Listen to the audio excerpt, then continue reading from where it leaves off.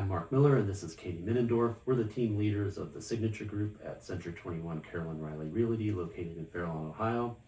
We know that real estate can get confusing fast, and if you're thinking about buying, selling, or investing in properties, there's a lot of information out there, but sometimes the answers aren't always clear.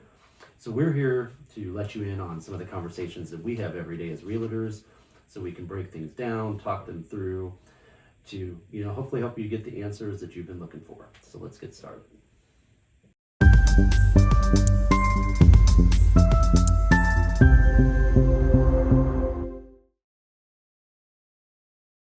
All right, so one of the things that investors don't always think about when they're purchasing a property is what their exit strategy is going to look like. Eventually they're going to want to sell. Sure.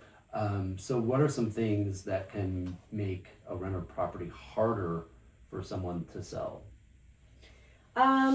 Okay, so the first thing that comes to my mind is if it's tenant occupied, just because I live in that world so much, right? So a tenant occupied property can be a pro or a con. And I think you need to start thinking about your exit strategy if you're handling a tenant occupied property with your property manager, or if you're an owner operator, you need to start looking at that at minimum of 6 months ahead of time. I would recommend a year. And because the operation of that lease, the strength of that lease, is going to matter. I would imagine the tenant matters. The tenant's going to matter because do they pay rent on time? A savvy investor is going to ask to see that tenant ledger to see that there's no balance being carried and what their payment history is like. They're going to want to see the work orders that may be open or recently closed on the property. That should be disclosed anyway. And then how are the tenants taking care of that property? Having an idea if that tenant is hoarding, or is there a bunch of holes in the walls, or I've been, as much as we talk about problems, I've also been in so many houses where the tenants take immaculate care of the property and really take pride in their space. So that can be, again, a pro or a con. So it's both the resident and the power of the documents behind that resident, and then also the performance of the documents in that resident over time. Sure. And there's a lot of nuances and a lot of like if-thens, because like you said, there's residents that have taken really good care of their property, but we've also seen residents that take really good care of the property but don't pay the rent. 100%. Yeah. So you never know. For sure. And it's interesting as a property manager as well as, working on the sales team, when we look at a time, like for example, time to renew a residence lease, we don't just look at rent payment history or if they have a balance. We also look at how they're taking care of the property. Are they easy to communicate with? Are they communicative with us? Is everybody facilitating a positive relationship? It's not based on money alone. It's we're all whole people, and so we always look at like the whole picture. And having that knowledge will make an exit strategy so much easier to map.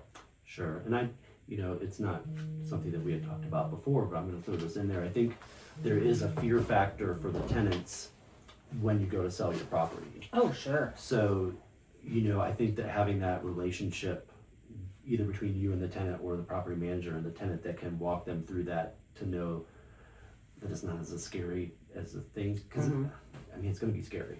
Yeah. And that can, depending on the person, make the sales process a little bit harder too. Absolutely. So having a positive relationship with the tenant, as long as it is allowed, we always try to approach it from a constructive point of view, letting them know this is what's going to happen. Listen, the lease instrument follows the sale. So both buyers and sellers should know that, and residents should know that. And, how secure your residency is going to be based, again, on that lease document, which I mentioned just a couple minutes ago. And if it is a month-to-month lease, that often makes the property a little bit easier to sell because it lets the buyer have more flexibility. On the buying side of that, you can make your entrance plan say, okay, I'm going to take 3 months or 6 months to stabilize this in this way or another. So, it's definitely, those lease documents and the behavior of the tenants have a big effect on things. And we don't want to upheave people's lives just because Sure. we're selling an investment property. You know, the best path forward is always the path that helps everybody win. Yeah. I think something else that I can speak to is the fact that if you're holding rental properties or you're purchasing them, you need to really think about, like Mark, what you said about that exit strategy. Mm-hmm. When you're making decisions about how you're financing, if that's something you're choosing to do.